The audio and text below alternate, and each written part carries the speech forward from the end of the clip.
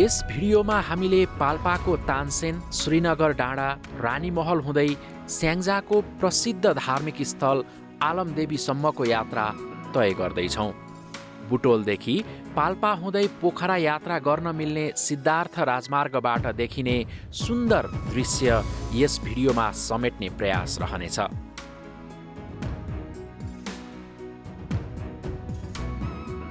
बाटोको अवस्था निकै बिग्रिएको छ।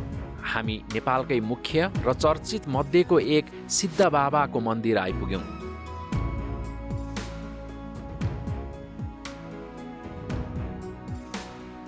सडक मर्मत तथा स्तर उन्नतिको कार्य चलिरहेको देख्न सकिन्छ।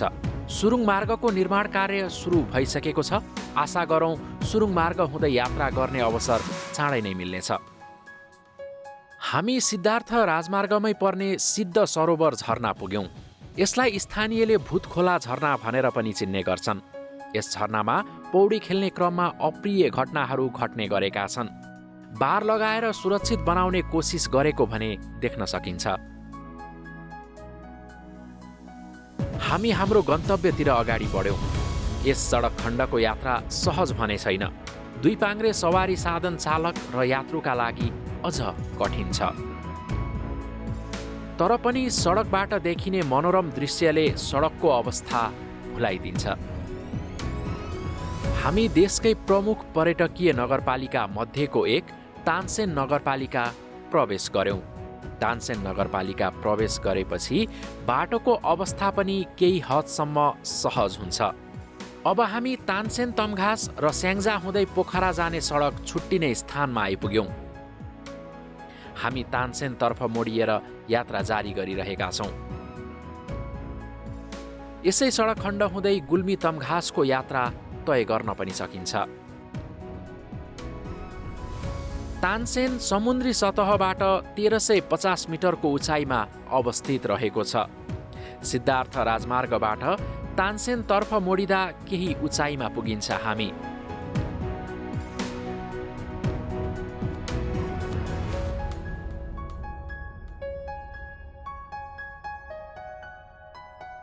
तानसेन बजार काठमाडौँ असनको झलक दिने खालको देखिन्छ। जात्राहरू पनि काठमाडौँकै संस्कृति झल्काउने खालका रहेका छन्। हामी पाल्पा दरबार सङ्ग्रहालयतर्फ लाग्दैछौँ। यो मूल ढोका। सङ्ग्रहालय परिसरभित्रै रहेको यो नेपाली सेनाले विशेष पूजा आराधना गर्ने निशान भगवतीको मन्दिर। इतिहासमा कर्णेल उजिर सिंह थापाले ब्रिटिसहरूसँगको लडाईँमा विजय हासिल गरेपछि भाकलमा बनाएको मन्दिर उजिरेश्वरी भगवती। यस मन्दिरमा रहेको गजुरको उचाइ कर्णेल सिंहकै उचाइको रहेको विश्वास गरिन्छ। यो पाल्पा दरबार सङ्ग्रहालय।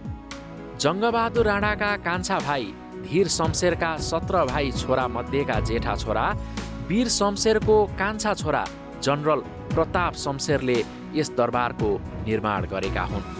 यसै स्थानमा बद्री नरसिंह राणाले पनि निर्माण गरेको पुरानो सानो दरबारलाई भत्काएर जनरल प्रतापले पाल्पा दरबारको निर्माण गरेको इतिहास पढ्न पाइन्छ। पर्यटक र विद्यार्थीहरू दरबारमा भ्रमणका लागि आउने रहेछन्। पाल्पाको बारेमा तानसेन नगरपालिका वडा नम्बर 6 का वडाध्यक्ष सागर महर्जनबाट पनि सुनौ।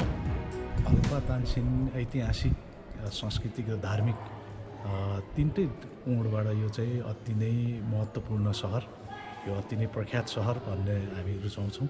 यसको ऐतिहासिक कुरा गर्नुपर्दाखेरि यो चाहिँ पश्चिमको गौडा, यो चाहिँ पश्चिम जति छ काठमाडौँ बाहेक यता आउँदै आइसकेपछिको यहाँको गौडा, यहाँबाट चाहिँ पश्चिम पुरै क्षेत्र हेर्ने स्थान थियो। यो राणाजीहरूको पालादेखि नै यहाँको कुरा गर्नुपर्दाखेरि प्रताप शमशेर राणा जसले चाहिँ यो दरबार पनि बनाएको छ, पाल्पा दरबार भनेर अहिले जुन प्रख्यात छ, त्यति मात्र होइन यो सङ्ग्रहालय अहिले चाहिँ प्रदेश स्तरीय सङ्ग्रहालय जुन बनेको छ, यसमा अहिले यो पश्चिम भेगको चाहिँ राम्रो सङ्ग्रहालय मध्येमा यो आएको छ भने हामीसँग ऐतिहासिक दरबारहरू छन्।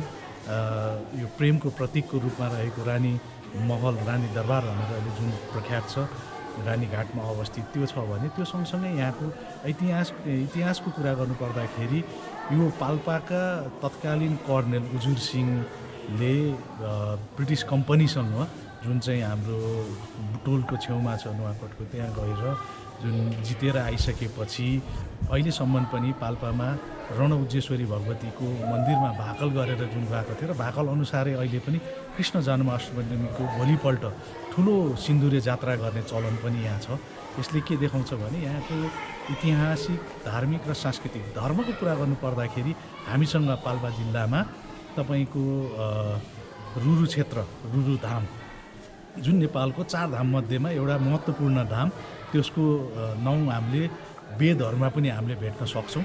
जुन ठाउँमा एउटा सिङ्गो शालिग्रामको मूर्ति पनि छ, जुन मूर्तिको चाहिँ अहिलेसम्म भेटिएको छैन अरू ठाउँमा भन्ने जुन एउटा चाहिँ धार्मिक विश्वास छ त्यो छ। त्यो सँगसँगै यहाँको रानीमहलको कुरा गर्नुपर्दाखेरि पाल्पादेखि यति टाढा गएर 13 किलोमिटर जुन छ त्यहाँको महत्त्वपूर्ण स्थानको धार्मिक दृष्टिकोणले हामीले लिन सक्छौँ। त्यो चाहिँ उत्तर वाहिनी उत्तरतिर बगेको कालीगण्डकी छ, जुन हिन्दू धर्मअनुसार पानी छोयो भने मात्रै पनि मोक्ष प्राप्त हुन्छ भन्ने जुन विश्वास छ त्यो ठाउँमा अवस्थित रानीमहल छ भने पाल्पा तानसेन आफैमा यसमा चाहिँ अहिले मैले ठ्याक्क भन्नुपर्दाखेरि मिनी नेपाल यहाँ भन्न पनि सकिन्छ।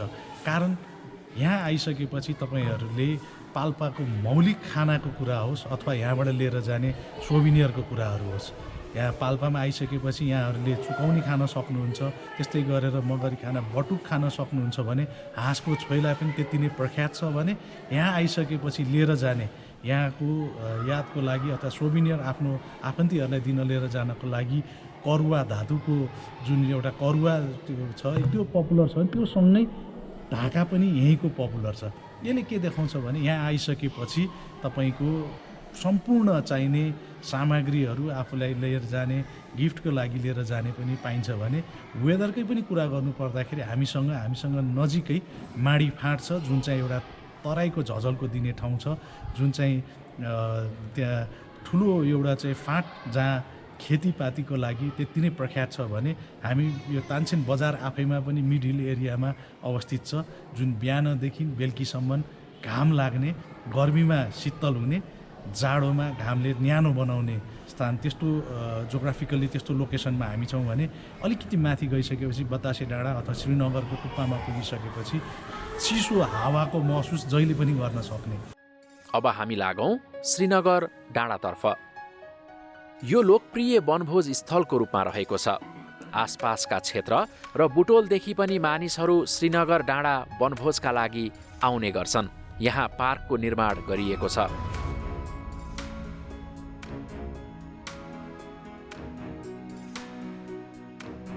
पाल्पाको पहिचान बोकेको करुवाको ठूलो आकृति निर्माण गरिएको देख्न सकिन्छ।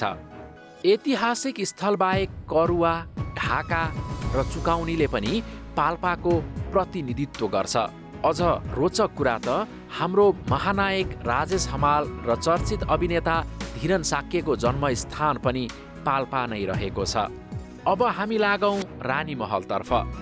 रानीमहल तानसेनबाट करिब 13 किलोमिटरको दूरीमा रहेको छ। रानीमहल जाँदा बाटोमा देखिने मनोरम दृश्यले मनै लोभ्याउँछ। हामी हात्तीढुङ्गा आइपुग्यौँ। ठुलो हात्तीको आकार जस्तो देखिने भएकाले यसको नाम हात्तीढुङ्गा राखिएको हुनुपर्छ। यो हात्तीढुङ्गा चाहिँ अब ठुलो हात्ती आकारको ढुङ्गा भएर हात्ती जस्तो भएर हात्तीढुङ्गा पनि यसको नामै हात्तीढुङ्गा भनेर रहेको छ यो ठाउँको। त्यसपछि यहाँ चाहिँ आउने जाने मान्छेहरूले यसमा पूजाहरू गर्ने यताउति गर्नुहुन्छ। फेरि पुरानो उसमा चाहिँ यो बाटो नखुल्दै बुटोल नुनहरू सामानहरू लिन जाने मान्छेहरू यहाँ आएर बास बस्नेहरू गर्ने गर्थे भन्ने कुराहरू हामीले सुनिन्थ्यो। अनि पहिला चाहिँ 7-8 घर चाहिँ यहाँ थियो। अब हामी हाम्रो गन्तव्य मध्येको मुख्य रानीमहल आइपुग्यौँ। खड्ग शमशेरले आफ्नी दिवंगत रानी तेजकुमारी देवीको सम्झनामा निर्माण गरेको यस महललाई प्रेमको प्रतीकको रूपमा पनि लिइन्छ। यसको नाम रानीघाट दरबारबाट अपभ्रंश हुँदै रानीमहल रहन गयो। स्थानीयहरूले अझै पनि यसलाई रानीघाट दरबार भनेर चिन्ने गरेका छन्। वीर शमशेर प्रधानमन्त्री हुँदा उनका भाइ Khadka Shamsher commander in chief थिए। कमान्डर इन चिफ भएको 28 महिनापछि उनलाई पदच्युत गरेर पाल्पामा निर्वासित गरिएको थियो। विक्रम सम्वत 1945 मा आफ्नो अत्यन्त प्रिय रानी तेजकुमारी देवीको निधन भयो। रानीको मृत्युको अन्तिम समयमा खड्क शमशेरले उनको स्मृतिमा भारतको ताजमहल जस्तै दरबार निर्माण गर्ने वचन व्यक्त गरे। त्यसै बाचा अनुरूप खड्क शमशेरले भारतबाटै इन्जिनियर झिकाएर 5 वर्षको समयावधिमा यस दरबारको निर्माण गरेका हुन्। कालीगण्डकीको तीरमा भिरालो चट्टानमाथि यस दरबारको निर्माण भएको छ। खड्क शमशेर बेला बखत हात्ती सवार गरेर यस दरबारमा समय बिताउने गर्थे। बीचमा यस दरबारबाट कयौं बहुमूल्य सामानहरू हराउने, टुटफुट हुने र सड्ने भए। यसको अधिकांश पुनर्निर्माण सम्पन्न भए पनि अझ पुनर्निर्माणको कार्य बाँकी नै छ। यसको अर्को रोचक पक्ष के छ भने दरबार रहेको स्थान तानसेन नगरपालिकामा पर्दछ भने दरबारको ठ्याक्कै बाहिरी भाग बगनासकाली गाउँपालिका पर्दछ। यस कालीगण्डकी नदी उत्तरवाहिनी हो।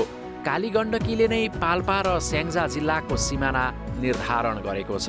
हाम्रो पुरानो रानीमहल जाने बाटो खड्क शमशेरका पाला खड्क शमशेरले दरबार बनाउँदा जुन रानीमहल बनाउँदाखेरि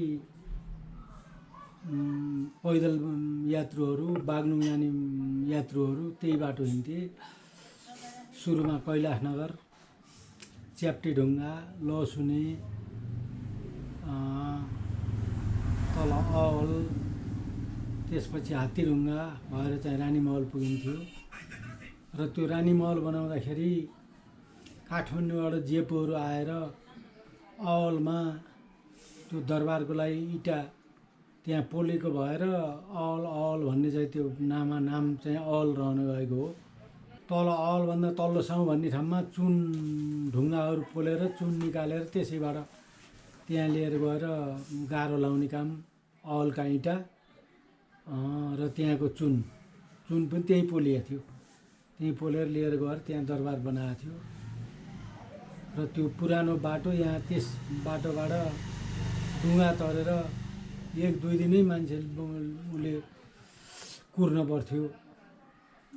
जुन बोकेर लानेहरूले भारी बोक्नेहरू उनीहरूले 1-2 दिन कुरेर तरेर बागलुङ मुक्तिनाथ जाने पुरानो बाटो मुक्तिनाथ बागलुङ कुस्मा बेनी हुँदै मुक्तिनाथ जाने बाटै पुरानो बाटो यही हो। र अहिले पनि लगभग 80-90 किलोमिटर चाहिँ कुस्माबाट पोखरा भएर आउन र सिधै चाहिँ आउँदाखेरि 80-90 किलोमिटर चाहिँ यो बाटो चाहिँ सोझो पर्छ। अब हामी कालीगण्डकी पुल तरेर स्याङ्जा जिल्ला प्रवेश गर्यौं।